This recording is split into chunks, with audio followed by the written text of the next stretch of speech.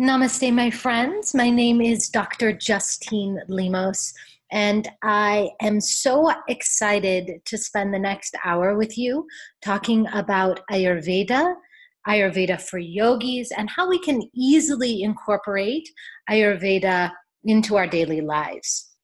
So much of the time, I find that yoga students especially are very interested. They've heard about Ayurveda, or they have read about Ayurveda in a cookbook or in a magazine. But then when it comes to applying the techniques of Ayurveda in their daily life, they get confused, they get overwhelmed, and they just don't do anything. So in this webinar, I'm going to give you some very simple tools and techniques for incorporating the ancient healing art of Ayurveda into your life. So I'm ask that you use the chat for any questions during the live webinar. And of course, if you have any questions after the webinar, or if you're watching the recording, I'd ask that you join my Facebook group. It's called the Bliss Tribe, because it is really about the generation of bliss, which is one of the express goals of Ayurveda. The cultivation of enlightenment. I'm going to place my Facebook group address right here. You can ask questions after the live recording at that group. So let's just take a moment. I like to start with chanting some mantras so that we all are able to work together in peace and in harmony and in a spirit of friendship. So go ahead and close your eyes. Just take a couple of long, deep breaths in and out.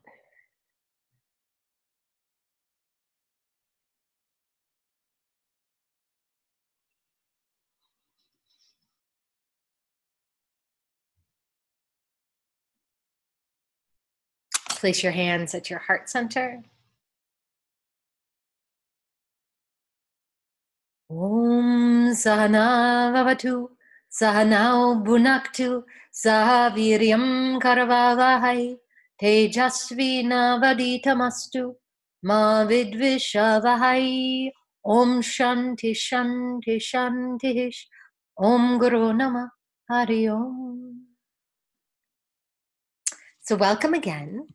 My name is Dr. Justine Lemos. I hold a PhD in cultural anthropology, and it was actually during my research for my doctoral degree, which focuses on embodiment in South Asia, that I became acquainted with Ayurveda and the healing art of Ayurveda. I was doing research in rural South India and living in a small village about an hour bus ride from anything refrigerated.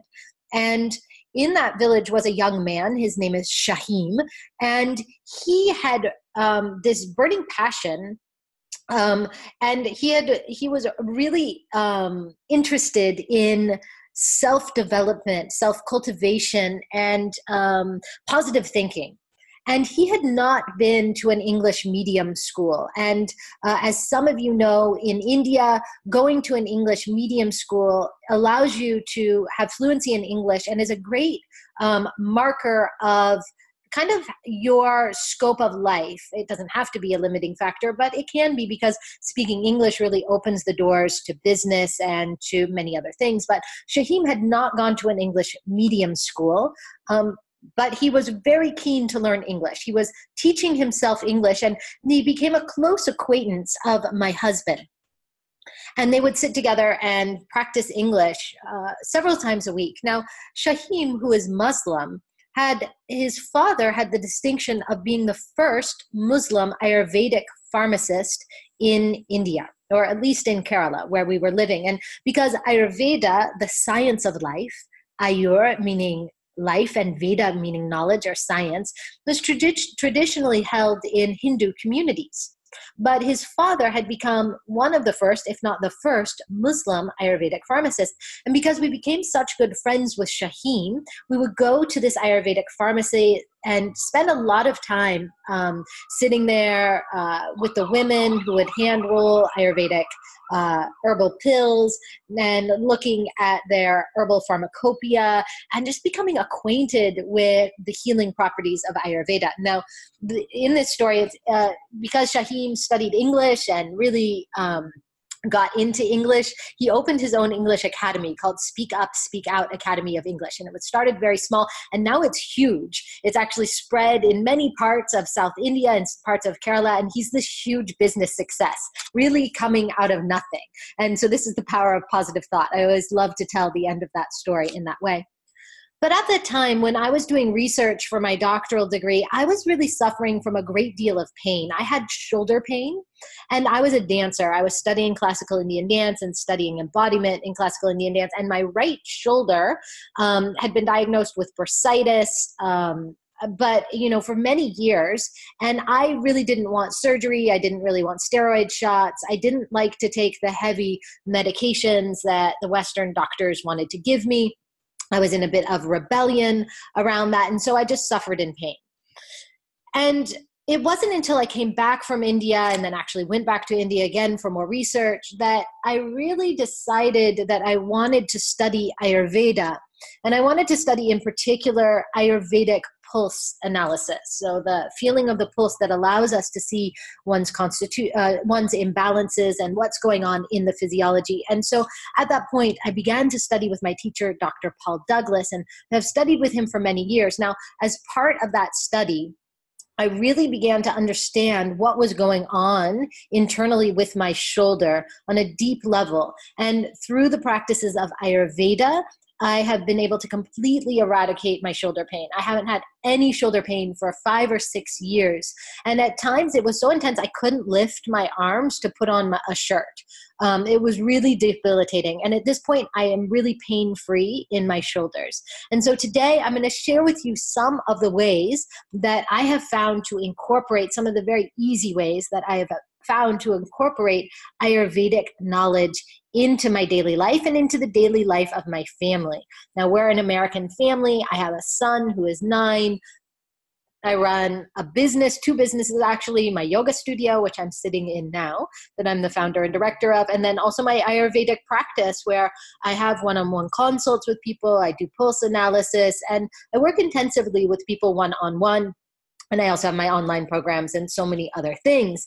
And so I am busy. My schedule is full, but yet still I find that by incorporating some of the most basic fundamental parts of Ayurveda, my family is healthier, I'm healthier, I'm more imbalanced, and I'm really able to live my yoga on and off the mat in a more aligned way. Because when I'm healthy, when I'm in balance, when I am in alignment, I am able to share that with others. And so that is my passion. And I want to share with you some of these ways that we can become more in balance, more into balance with ourselves.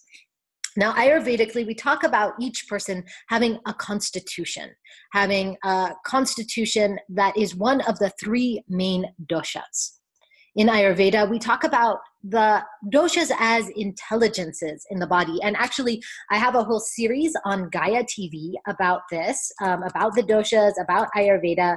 You can see that at gaia.com/Justine. You can get a link to join there and watch it. It's a 6-part documentary series, and then there's cooking videos and yoga practices and meditations, and Kishan Shah and I really are the lead experts and featured in these films. So if you get a chance to watch them, or if you're already a Gaia member, check them out. I'm really happy with how these films came out. At any rate, okay, so there are 3 main doshas, and these 3 doshas are intelligences. They're governing factors or intelligences throughout the universe. Water and earth combine to make what we call kapha dosha. And kapha dosha is like water combined with earth. It is heavy, it is slow, it is cold. And kapha dosha, all of us have all 3 doshas, but kapha dosha is responsible for our strength, our immunity, and our stability throughout our body. Someone who is more kapha in their constitution will tend to retain weight. They might be heavier in their body. They can be very jovial. They can be slow moving, hard to get moving. Lazy is kind of a bad word, but they can radiate a great deal of sweetness and a great deal of comfort. Pitta dosha is fire with a little bit of water. And so Pitta dosha is hot, burning, penetrating, and a little bit moist. And Pitta dosha governs our digestion. It governs our ability to transform. It governs all the enzymatic actions in the body. And all of us have some Pitta dosha. But someone who has more Pitta in their constitution will be really type A. They'll be fiery. They'll be perhaps prone to anger or irritation. They'll be medium in build. A lot of yogis tend, as a generalization, to be more Pitta dosha. Pitta dosha and Vata dosha in our yogic culture. And so then there's a Vata dosha, which is like air and ether. It is responsible for our communication. It's responsible for transportation throughout the body and our movement. And so someone who is more Vata dosha will be thinner, they'll be colder, and they'll tend to be dry. They'll tend towards skin dryness or constipation, whereas someone who is more Pitta dosha will tend towards more rashes, more heat in the body. And so I'm putting here in the chat, you can do this. It's one of the best constitutional assessments that I know of. And I put it into a type form. You have to use paper and pen to do it. It won't generate the answers for you. Just go ahead and use paper and pen, follow through the questions, make tallies, and you will come out at the end with a very good idea of what your constitution is. Is it Vata? Is it Pitta? Is it Kapha, or a combination of two? We'll often find that people will have two predominant constitutions. Knowing your predominant constitutional dosha means that we can do very simple things with the diet to bring the diet in more alignment with yourself. Now, Ayurveda is not just dietary. It's not just based in nutrition. It is really holistic in its scope, but we all eat, we all have to eat. And so diet is a gateway in to making changes to make your life aligned for your particular constitutional blueprint, your particular bio-individuality. Spices have some of the highest impact on our physiology. And so we can use spices, just simple spices, to bring balance into the body. And so for someone who is more Vata dosha, they're colder and drier, we need to use more warming spices. For someone who is more Pitta dosha, who is more hot, more intense, we need to use cooling spices. And then for someone who is more Kapha dosha, which is cold and wet, we need to use spices that will dry out a little bit. So things with a dry property, like cloves, are quite drying, and heating. And so we'll use more spices that are heating and drying for someone of more Kapha dosha. Now, in your email, I'm going to send you some recipes for spice mixtures that are for Vata, Pitta, and Kapha dosha. And so this is one of my favorite things and easiest things to do, because I have a family, we have different constitutions, we get imbalanced in a variety of ways. And so how can I cook for everyone? How can we cook for everyone? My husband is also a very good cook. How can we cook for everyone, each to their own individual needs? Well, I just use the appropriate spice mixtures. And you can use a spice mixture. You just take the spices, you put them in a coffee grinder, you grind them up, and then you can cook them in oil, or you can even just sprinkle them on food. You can use them in vegetables or anything savory. And this is one of my favorite just Ayurvedic kitchen hacks. It's having spice mixtures on hand that I know are appropriate for my body. And I even carry them around like in my purse. And if I go out to eat, I'll just take that spice mixture and I'll sprinkle it onto my food. So before we get too excited about what we can and can't eat for our constitution, I just don't even tell people to go there. Really, we want to enjoy and eat almost everything within reason. Of course, we're favoring organic food, home-cooked food, warm food is very important, avoiding fried food, because that creates a lot of digestive stagnation, and a lot of inflammation in the body, avoiding refined sugar, soda, things like this. But beyond that, we really want to enjoy our food. And one of the saddest things that happens in my practice is I get people, especially yogis, who come in who feel like they can't eat anything. They feel that they're allergic to or reactive to just about everything. And they've taken so many things out of their diets that they're down to eating just about nothing. And so this is usually a problem of weak digestive fire. They just don't have enough digestive strength to cope with food, and then they're reacting to so many different types of food. And luckily, one of the first ways that we work to rekindle digestive fire is through spice mixtures. So through just simple spice mixtures, we get such benefit. And I really encourage everyone to find out at the least your constitution. If you can, meet with an Ayurvedic practitioner and find out what imbalances you're packing around, but then begin to work with spice mixtures for your constitution. You will see an immediate change, an immediate effect in your physiology. So that's one of the first things that I want to share with you is how you feel when you begin to use the right spice mixtures. I know that for me, I saw a marked reduction of pain. I saw a marked reduction. I don't have any gas or pain or bloating at all at this point. Excuse me. And I really have seen that any digestive difficulties that I was experiencing are completely gone just from using spice mixtures. They have such a potent effect on the physiology.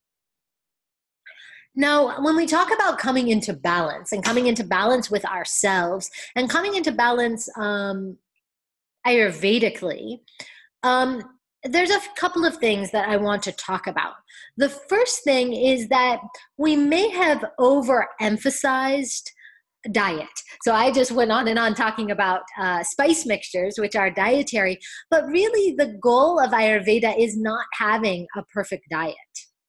The goal of Ayurveda is the same as yoga, which is union, which is enlightenment, which is coming into balance, coming into alignment with ourselves. And when we come into that divine alignment with ourselves, we come closer to divine source, which is love. And so what is blocking our abundant energy? What is blocking our flow? What is blocking us? What is bringing us out of alignment and into pain is usually that there are on the layers of ourself, all the different layers, our physical layer, our mental layer, our energetic body layer, where the chakras are, the deep subconscious mind. They're like layers of film. And like layers of film with a light shining through, these can get gunky. They can get debris on them. And when debris is there, the light of consciousness can't shine through. And so the most important aspect of Ayurveda, and perhaps the deepest healing methods of Ayurveda, are not dietary. They are the connection with consciousness, the connection with source. And so one way we can connect with source is through an effortless form of meditation. And, effortless forms of meditation, for example, like transcendental meditation, which uses a mantra current and then just releases it and lets it go, is one way where we release the active thinking mind and allow the light of consciousness to flood in. So let me offer you a heart sound meditation that we sometimes use, that I use to teach clients to allow the light of consciousness to move in. So effortful forms of meditation are quite wonderful. They're great, but sometimes they can even create more mental stress or pressure. And so if we can be very effortless and open in our meditation, this will allow more light to flow through, and we'll see a return of energy, we'll see a reduction of pain, and we'll see ourselves come into more balance, more alignment. So, as you're ready, just go ahead and find a comfortable seat and close your eyes.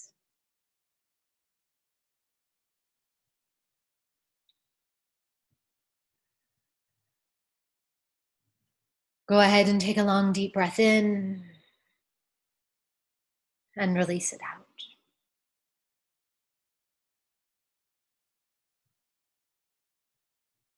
Move your mind to the center of your heart, to the center of your chest. And I just want you to imagine or listen for an internal sound, a sound of great relaxation, or as if you had finally been given that which you really wanted.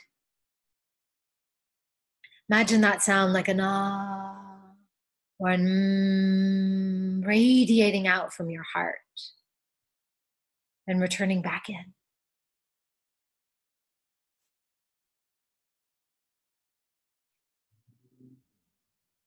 As thoughts come in, don't resist them. Just gently turn your attention back to the sound at the heart. This long, deep ah, or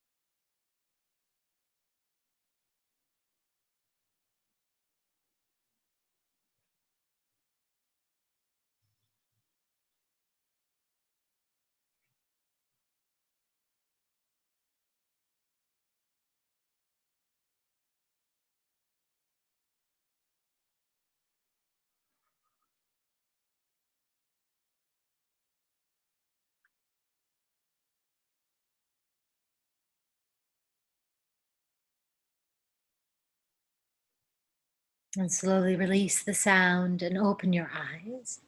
So this heart sound meditation, you can use it for 5, for 10 minutes a day to invite in the light of consciousness, which is love, which is light, which really heals all. And this is this consciousness value, the integration of consciousness is what really allows us into the source of abundant energy, abundant wellness, abundant life, and really offers us more than anything else the simple tool and technique for having more energy and living in more balance. I really invite you to experiment with just 10 minutes of this meditation a day and see how your energy is unlocked. See if your energy is unlocked and notice what happens to your mind, to your body, and to your consciousness. Another Ayurvedic tool, which I often recommend to people, which is not dietary, is the art of Abhyanga, or Ayurvedic self-massage. And if you check your email, you might have to check your scam, I gave you a whole PDF on Ayurvedic massage. And Ayurvedic massage, or Abhyanga, is done to oneself. It is the application of warm oil throughout the body. You take warm oil and you lovingly rub it throughout your body back towards your heart. You can do your scalp and your hair, your face, your skin, your entire body. You slather it in warm oil. And after you've rubbed warm oil throughout your body, then you take a hot shower, and the application of steam really allows the pores to open and the oil to flow in. Most of us have too much dryness. Just as modern people, our minds are very active. This creates dryness. We don't use a lot of oil on our bodies in our culture, and we are usually packing around a great deal of dryness. So Abhyanga is this ancient art of self-oil massage, and it is very, very good if you are practicing yoga. It's performed daily with warm oil before a warm shower is taken, and warm oiling is lovingly applied all over your skin, long strokes over the muscles, round strokes over the joints. And the oil massage really communicates love. It is deeply nourishing and slightly detoxifying. It's soothing to the nervous system, and it makes the skin really soft and subtle, and it can help with healing emotional trauma, which can be a great blockage to balance. If we have a great deal of emotional trauma or anger, then we are not living in balance with ourselves. One of the names of oil in ancient Sanskrit actually means love, and through this practice of self-massage, we learn to love ourselves. This ancient art of Abhyanga is one of the most important therapies in Ayurveda, and it's practiced daily. It helps reduce pain, it helps with sleep disturbances, it's deeply soothing to the nervous system, and it reduces anxiety and stress, which are a great blocker to our well-being. Your skin, hair, and body will glow and feel renewed. Now, does it matter what type of oil you use? Yes. As I talked about at the beginning of this talk, in Ayurveda, we see three predominant body-mind types, which are Vata, Pitta, and Kapha. And so knowing your constitution really helps in knowing what type of oil to use. So people who are small-boned and thin, prone to anxiety, often cold, usually have more Vata in their constitution. And Vata needs nourishing and grounding, warming oil. So something like sesame oil is very good if you have more Vata dosha. Now, people who are Pitta, who are hot and intense, medium build, athletic, competitive, they need a more cooling oil. So they need something like sunflower oil or olive oil. And people ask about coconut oil, but it can be a bit heavy in the body. It can be hard for the body to process. Kapha dosha is dense and cold like earth and water. And people who are more Kapha need a more heating oil. And so Kapha people who are heavier in their build and tend to hold on weight need an oil that can really heat them up. So trying mustard seed, which can be very heating, sunflower oil or sesame oil is very good for Kapha dosha. People who are more Kapha dosha need less oil, but they can still benefit from an oil massage a few times a week. As a rule of thumb, all three types can use sunflower oil for their massage. So you get the appropriate oil for your type or just use sunflower oil and then spread a big towel on your bathroom floor. Warm up your oil by placing it in a small jar and placing that jar in hot water, or there are elaborate Ayurvedic oil warmers that you can use. Place the big towel down and then put some oil in your hand and begin to rub it all over your body. Don't forget your face, your hair, your ears, your soles of your feet, but be cautious that you don't slip. And get underneath your fingernails and get your ears. It's very, very good for your fingernails. And then when you're all oily, you take a nice warm shower while rubbing the oil into your skin. If you've oiled your hair, put in the shampoo first and then the water so that you don't get just a big clump of oil and water together. Oil can clog your drain, so be careful. Every few weeks, put a big pot of boiling water and vinegar down your drain. And it's slippery also, so be careful that you don't fall after you put oil onto your feet. And if you get oil on your towels, be careful because oil is flammable and it could cause a fire in your dryer. Your skin may have a slight residue of oil on it after completing your massage, but this is normal and wonderful for your skin. You'll also feel great if you do an oil massage and a warm shower and then go do a yoga practice or a restorative yoga practice or a yoga nidra practice. This is just wonderful. Then, really I recommend oil massage as one of the most fundamental therapies that you can do on a daily basis to bring yourself into more balance. Now, another way that we can, remember I talked about those filters that the light of consciousness is shining through and sometimes they can get backed up. Heart-based meditation or heart sound meditation is one wonderful way to allow the light of consciousness to pour through. But we can also get really quite gunky on our physical body. We can get a lot of what we call AMA or metabolic waste gunk factor, and this can cause brain fog, weight gain, heaviness in the body, sluggish digestion, pain throughout the body. And so it is recommended Ayurvedically that we undertake some gentle Ayurvedic cleansing. And I do have a New Year's, yay, Ayurvedic cleanse program coming up. And if you're watching this webinar, I wanted to offer you the early bird enrollment on that Ayurvedic cleanse. So let me just go ahead and put I'll put the link to that in the chat box, and then I'll send it out via email to you as well. Early bird enrollment for enrollment, it has a price discount. Enrollment for January cleanse. It starts January 1st. It is all online. It is a 4-week cleanse, all natural cleanse. In the cleanse, you get recipes, you get complete guidance about how to undergo a 4-week Ayurvedic cleanse, and you also get a one-on-one appointment with me, an hour-long appointment to determine which pathway of the cleanse is best for your body. So right now, with the early bird enrollment, that it's $308 for the cleanse, which is a really amazing price. Usually when I work with people one-on-one, it is I work with people generally in long packages of 10 appointments or more, which is several $1,000s to really bring them into balance. But this cleanse is a very, very good way to work with me and to begin to clean the body. Of course, if you are on medications, pregnant or nursing, or really emaciated or unwell, I will tell you that the cleanse will not be for you. So if you need to meet with me or do a quick phone call to see if this cleanse is right for you, let's go ahead and do that, because I never want to have someone do an Ayurvedic cleanse if it isn't appropriate for them. But this is a traditional Virachana cleanse. It's very cleansing for the stomach, the gallbladder, the liver.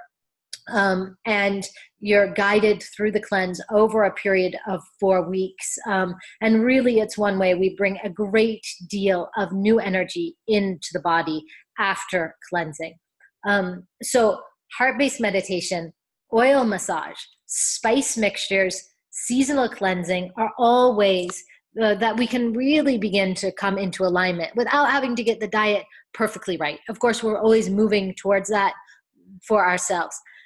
The other thing that I'm super, super excited about is my Ayurveda for Yogis program. And I think that is going to launch in March. It is a 6-module program that is really going to move you through.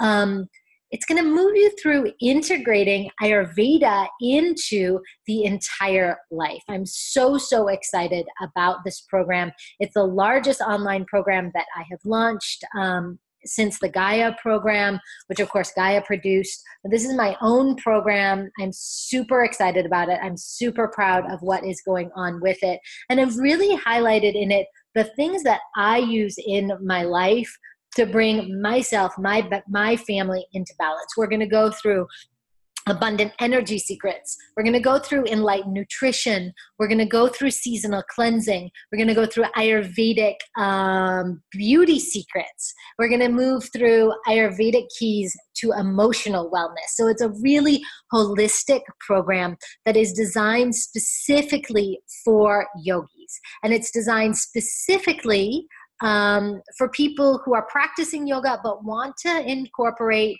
the feeling that they get in their yoga class into their entire life, but they might be confused about Ayurveda.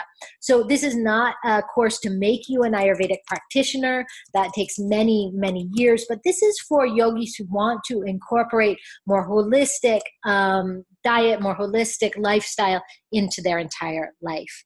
So I hope that this has really served you. I've loved hanging out with you. I am going to stop the recording, and that way I can take some questions off of the recording. And of course, if you are watching this recording after, please go ahead, not live, go ahead and join my Facebook group and ask any questions that you have about that recording there. All right, much love to you. I'm going to stop the recording and take questions now.